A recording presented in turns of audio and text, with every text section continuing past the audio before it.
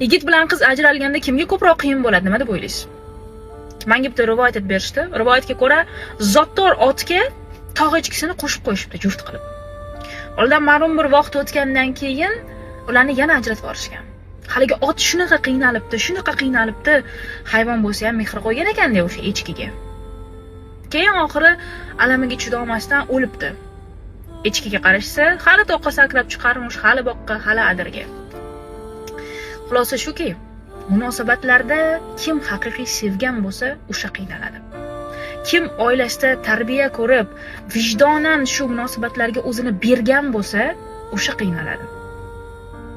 Bundan xulosa, qiynalayotgan tanishlaringizga mana shu videoni yuborib qo'ying. O'zligidan ayb qidirib ovora bo'lishmasin. Ular prosta sevishgan xolos. Nasib bo'lsa hali sevgisiga yarashasini topadi. Xayrlisi bo'lgan ekan ajrashishgan.